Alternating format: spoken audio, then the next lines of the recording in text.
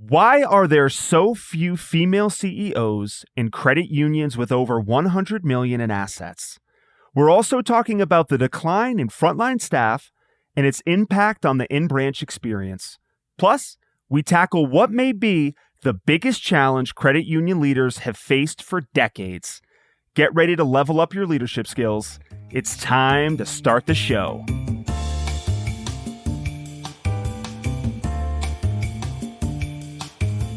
Welcome to Grow Your Credit Union. This is the podcast where credit union leaders gather, learn, and grow. I am your host, Joshua Barkley, and I am with the talk of Texas, the blockchain expert, the person who you want to talk to about DeFi. I'm talking about my co-host, Becky Reed. Howdy, y'all. You know what, Josh? You got a little bit of a twang when you were talking there. So I think I'm rubbing off on you. I'm glad. All right, Becky, you and I like to ask each other questions and get to know each other a little bit. I wanted to ask you about your favorite bad movie because before I was in the credit union space, I actually was a producer and I produced a Lifetime movie called A Fatal Obsession, starring Eric Roberts, and it was one of the worst movies I think the Lifetime channel has ever aired in its history. And that is saying something, Becky. So I want to know from you, what is a movie that you know is absolutely horrible, but you still like it anyway? Okay, so it was George Clooney's very first movie, and it's called Attack of the Killer Tomatoes. Attack of the Killer Tomatoes. Yes, Attack of the Killer Tomatoes. And it is so bad and so horrible. It's good. All right, let's kick into today's show. Today's guest knows a thing or two about credit union growth. During her 24-year tenure as the CEO of Upward Credit Union, she spearheaded its growth from 18 million to 100 million in assets. Currently, she serves as the executive director of the Credit Union Women's Leadership Alliance. Linda White, welcome to Grow Your Credit Union. Well, thank you for having me. This is going to be exciting. One great thing that I love about the credit union movement is the inclusivity. I love that there are a lot of female leaders. I'm talking to two of them right now. But I'm noticing something very interesting. As the assets in credit unions start to rise, female CEOs start to decline. For credit unions with assets under 100 million, women hold 53% of the CEO positions. Yet, as we look at larger credit unions with assets over 100 million, this percentage drops to just 23%, according to America's Credit Union. Linda, why do you think we see this decrease in female leadership as asset sizes increase? I think that the playing field gets a little thinner because I hate to say the word good old boys network, but it does. And I think it's even greater than like 500 million, a billion, because over a billion, it's kind of like you will even hear from female leaders in those roles. How do you walk into a room full of men and be seen? Heard, let alone be seen. And I was on a podcast earlier this year with a female leader from a very large credit union, and we had a lot of similarities of sharing that same thing. So I think it's just like, how are you seen? They need to know you're there and that you have something to say. Do you think that that has anything to do with just simply that the inclusivity of women leaders is, quite frankly, it's kind of a newer phenomenon? So does that have something to do with it here? Or is this just literally these giant asset size credit unions just are not letting females at the table? No, I think what it also is, and I see this even with our members, is that as women feel they need to know everything to get the job, whereas men may only know 75% of the job and are more willing to apply for a job when they don't know everything they need to know. And the reality is that's okay. We need to get the mind shift on women to know it's okay. You don't need to know how to do everything in the credit when you walk in the door. Becky, when I hear Good Old Boys Club, I think of a giant treehouse, and I know you, Becky, have probably had to do a lot to get where you are in this space.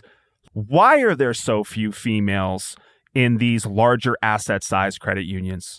Well, instead of tackling that question, I'm going to flip it around and say, why are there so many CEO females in the smaller asset category?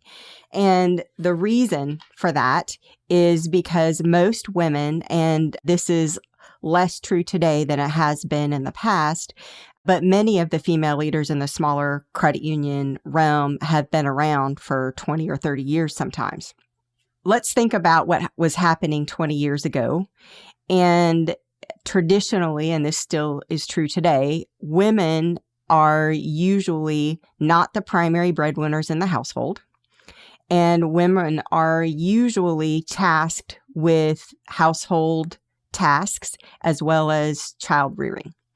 And credit unions in the smaller asset category size tend to be more flexible from a work perspective.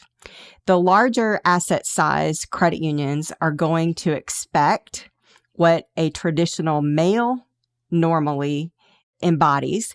And what that is they are 100% dedicated to their job, and they are not distracted by household and family responsibility. For a credit union CEO at a $1 billion shop, for example, in the past, and this is probably still a little bit true today, if they needed the flexibility to take the afternoon off or work from home or join a board meeting with a baby on their hip, that is not going to be acceptable. At a $20 million credit union where there are 2 employees, generally that environment is a little bit more accommodating to a traditional female role who has to juggle multiple responsibilities of work and home.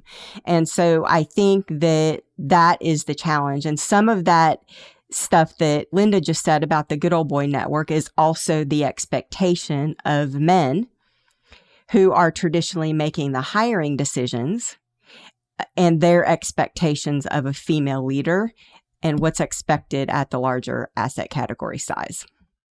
For the record, Linda, you did say, however, that there are some of the largest credit unions that are led by female CEOs. So I don't want to completely ignore that. Right. And it's good to see that landscape changing, because the 2 largest credit unions in the country are run by women, which is a really amazing shift. Do you feel as though female leadership is accelerating in the space at a rate that you both feel proud of or comfortable with? Do you see a change happening where that Good Old Boys Club, women are starting to break down that treehouse? They found the chainsaw and they're cutting that tree down. Becky, I'll start with you. I'm going to say no. And it has not only to do with the number of females in leadership roles, particularly the chief executive leader, because there's a lot of female C-level suite leaders in the credit union space, but a lot of them are in marketing or HR, not in operations or IT or the chief executive role. I think one of the things that we struggle with as women is pay equity, frankly. And I know Linda was talking about that a little bit at a conference that she and I were just at. She did a breakout session where she was talking with some folks about that. And there's still some room to go. The glass ceiling does still exist.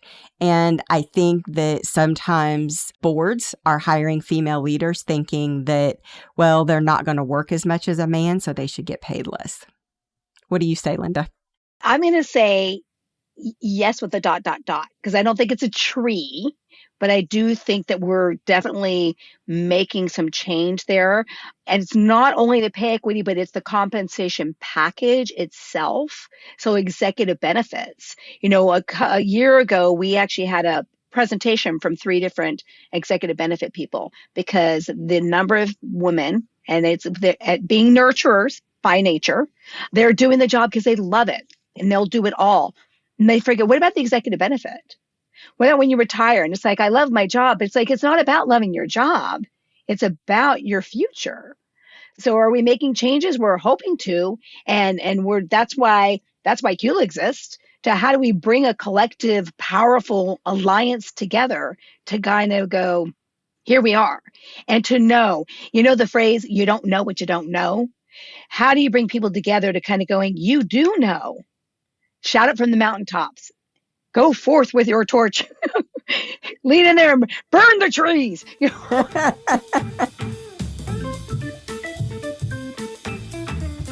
Look, it's no secret that we're in the digital age. In previous episodes, we've discussed statistics that are highlighting the preference for digital banking solutions. But Linda, in one of our earlier conversations, you described starting your career at a time when credit unions were brimming with frontline staff. But over the years, you've noticed a shift. There's fewer frontline staff and more back office employees. So my question to you is, why do you think credit unions are placing more emphasis on back office staff? And do you believe this shift poses a risk to the quality of the in-branch experience? Wow, that's a big question there. I think the back office, it's out of necessity, because generally speaking, when you make that shift to digital products and services, to manage them, you can help 100, I'm just going to use like round numbers, 100 people to one. So you can help 100 people in the back office because you're just reviewing reports and what's going on with their transaction, where you have one member walking in the branch. Now, that's not to say that some people don't still have a lot of people coming in through their branch, but generally speaking, and I know from my experience, I literally flipped. We had 70% in the front and 30% in the back, and then it flipped as we added on digital services. What that means is the mindset for whenever you have somebody out in the front, the people you're hiring are not order takers. They're no longer, somebody comes in, I need money, and they pull it out of their drawer. They've got like a TCR to go get the money out of.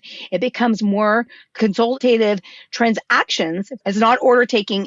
We need to engage with you about more than just here's your money. That's the shift. Becky, have you seen the shift when you were at Lone Star?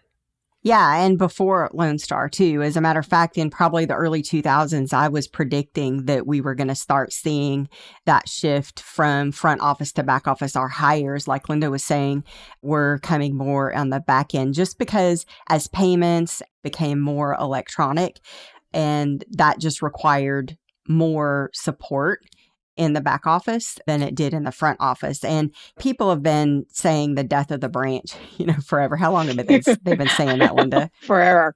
Yeah, for a long time. And, the branch still isn't dead, but what she is saying is that it's just a different experience, and that personal service looks different than it did 25 or 35 years ago. But yes, and I think that's going to accelerate, and I think that's going to continue as we move forward with adopting more digital services, including things like AI, workforce automation, that requires support. I was talking to my son the other day, and I was saying, do you remember when everybody was saying robots were going to replace everybody's job? And, we were looking at like General Motors and the cars that were coming off the assembly line. And it's like, all these people are going to lose their job, right? Well, yes, it happened, but those jobs transitioned to now people who maintain the robots. So I think that's what we're seeing. Yeah. Linda, do you see a decline in the in-branch experience since you started your career? Do you think that anything shifted there, that performance-wise you're like, wow, this is changing for the worse? Or do you see it changing for the better? No, it's an evolution. Because when it first happened, it's like, oh my gosh, where are all the people? Because that's how people came in. You could cross-sell them and talk to them and engage with them. You just need to find a different way to engage with people. So as the pendulum shifts, it's going to be the people who are in the branch. Like I said, some places they still are heavy in the branches. As you make the shift to digital, how do you manage that and communicate that to people through those channels? Then to the next thing, what are the needs of the members? And maybe it's going out to them and engaging with them. Because it's like, I was talking to somebody earlier, a potential member earlier today, and it's kind of, we're not to the Mad Max part of the world. But to me, so it's like AI is not going to take over the world. And I've learned this from Becky, like, don't fight it, it's embrace it. How do we manage it to our advantage? And how is it going to make our lives to where we can be more efficient so we can have the time to deal with people? Like I say, and when I say the Mad Max part, I really mean that. It's like my future, I want it to be like the Jetsons. We're all zooming around in cars and it's super cool and peaceful. But the other part of it could be all the people that are smart and keep up with the technology are going to be great. And then what about all those people that aren't? At some point in the world, we're always going to have people that are not digitally literate. Those are the people, as I can say, that's the bottom of the barrel, and that's the only people who want to help. That's not it. But we need to be there for them. Like I said, Mad Max is when everybody gives up on those people, and then it's every man for themselves out in the desert. One thing that Linda said that I found interesting was the cross-sell stuff in the in-branch experience, because whenever I'm in-branch, people can kind of like throw products and services at me, and I'm like all ears because I'm right in front of them, versus like the digital channels, I just ignore it. Delete, ignore. I want to know what you saw when you were at Lone Star in terms of the cross-selling in-branch. And is there going to be something lost when it comes to cross-selling if that experience is majority digital? Well, I'm going to say that it's not going to be lost, but it is different. One of the things that Linda talked about earlier was that consultative type of experience when somebody's coming in talking to an employee. And when you want your employee to not be an order taker, what that means is you want them to recommend products and services that are going to benefit them personally based on what they're seeing in the core database, right?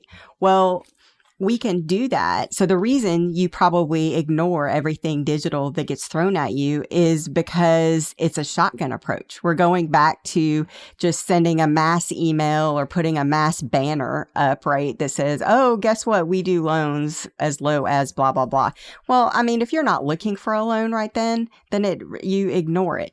But if we can show you in your digital banking, or we can send you an email, or we can put it up in chat, or whatever channel you prefer to use to interact with the credit union, including in branch, by the way, if we can say, hey, I noticed that you have a car that's financed at General Motors, GM Financial, and our interest rates, you're already pre-approved. I can save you 2%. How does that sound? So that's going to be something that's going to perk up your ears. And that is, I think, where we can start using some of this machine learning and automation and AI to take a look at the data and be able to present a personalized option, regardless of how the member chooses to interact with us. One of my favorite movies is the Bill Murray classic Groundhog Day. And what I've noticed talking to credit union leaders is it seems like the big challenges have persisted. They never have gone away. And I'm just very surprised by that. So, Becky, I really want you to reflect on your experience when you first started in the industry, because I want to know, what challenges did you face early on in your career that you thought were going to be resolved in 2024? Actually, when I joined credit unions in the mid-90s, it was a really different experience than it is today. And what I'm going to say is it's not that we're dealing with the same issues. I think that we're dealing with different issues than what I expected. And let me elaborate on that a little bit. So credit unions back in the mid-90s were way more innovative than banks. I'm telling you. I remember the credit union I worked for, super small credit union. We had, in 1996, we had instant issue ATM cards. Okay. A member could come in, get an ATM card. Now, they could only use our ATMs, right? We had 3, but that was revolutionary. People couldn't get cash before without walking into the credit union. And no one was doing that. Chase wasn't doing that. Wells Fargo wasn't doing that. Citibank wasn't doing that. And so that was something that was super innovative. We were one of the first financial institutions to have a loan origination system where we could take the application, underwrite the application, print the loan documents on our triplicate dot matrix printer. Right? Linda's laughing when I'm talking about this. And, that was revolutionary. We were competing in a digital technology forward way that we're not today. So I think I expected back then for that digital transformation and that feeling of innovation to continue. And what I can tell you is in the mid 2000s, it stalled. It completely stalled in our industry. Why do you think that is? Because our core databases can no longer handle the technology that is available today with the API integrations, because the technology in most of our core systems are 40 years old. And when you're talking about a brand new digital banking, the code was written 2 years ago in a very modern architecture that a 40-year-old core is just not equipped to deal with. The messaging is different. The access to what information is available is different. And frankly, the member experience, what they expect is different. Our members expect Amazon, right? And that's not what they're getting with the digital experience from the credit union. And so I think that our legacy technology is actually holding us back, particularly in the smaller credit unions, because smaller credit unions are super innovative, they are nimble, they are quick, and they are hamstrung by the capabilities of their core. Linda, what's your take on this? I want to piggyback on Becky's technologies, because the first part of that answer, I was going to say like taxation, but that's going to be there forever. And that is something that the industry needs to be cognitive of and be able to communicate our differentiation. But to piggyback on what Becky said, 100%, we've been having that conversation too. And one of the things to talk about is like your account rep is not your friend. You can be friendly, but they're not your friend, because we were having conversation about, do you use a consultant to help you look at any major decision or changes or products that you're looking at? And, the response from somebody was, well, but I was told by my account manager, client, whatever, that if I use a consultant, I can no longer talk to them. Well, that's a bunch of crap, because that's not what's keeping your door open. Your relationship with your member and giving them what they need is what you should be there for. That relationship was key. But now with so much innovation and technology, that's just the means to get to the solution of what you want to do for your members. Yep, so true. So when you mention this rep, what exactly are you referring to? It could be your client service manager that works for the core, because the core is truly probably one of the biggest expenses. That person comes in to show you what else they can do for you, but it's all about the almighty dollar, and it's going to cost you more and more and more. And technology is good. It's in the cloud. You don't need the big server in the back. Get rid of, I used to be that person. That was my buddy. They were their trusted advisor. Things have changed. I just don't see that to be the case, because they're blocking you. Like Becky says, the APIs, in order for them to talk to get you what you need to do. There's got to be a better way. Becky, I know you as a Texaner fierce. So when you started to notice that innovation decline in the mid 2000s, what actions did you take? And sort of when did you recognize that the tide was against you, so to speak? Well, when all the credit unions that I worked at were unable to implement the technology solutions that different people would bring to the table, because our core either said no, they couldn't do it, no, they wouldn't work with that vendor, or it was going to take 2 years in order to get that integration onboarded. It really took the wind out of our sails from a credit union internal perspective, because we would get really excited about something that we would be able to offer our members, and then, get a bucket of water thrown on us when we found out it just was not going to be possible. And that probably started happening, I'm going to say 2010, 2012 timeframe. And when I got to Lone Star Credit Union, we just completely replaced every technology vendor that we had, including the core. And a lot of credit unions are doing that. A lot of credit unions are unable to do that for a variety of different reasons. And so I always look for disruptive technology, right? And so right now, I think that there is a breaking point with the credit unions. We're at a paradigm crux, right? We're at the fork in the road. Some software, something is going to come and disrupt all these legacy cores. It hasn't quite happened yet. And you know what? There are some cores that are quite good, but all of them are more than 10 years old, the ones that are the most popular in the space. Some are going on 40 years old. And so, there's some that are better than others, but as a whole, there has got to be a better way. We just haven't seen it yet. But I mean, for all we know, there could be somebody in some back room building it right now. I don't know, but that's going to be the future. Somebody's going to come and revolutionize the space there. Community banks are feeling that same thing, by the way. That brings us to the end of the show. Linda, do you have any final thoughts or plugs that you would like to let the audience know about? Yes, everybody needs to remember why they do what they do. And you can have all the technology, AI, to help support you. But at the end of the day, there's a person somewhere that's using your products and services, and listen to what they need. Either. Becky, what are your final thoughts? Well, I would say that credit unions, like what Linda said, it's about the people, it's about the relationship. That's why we're here. But credit unions were created to serve the underserved. And that is still our mission.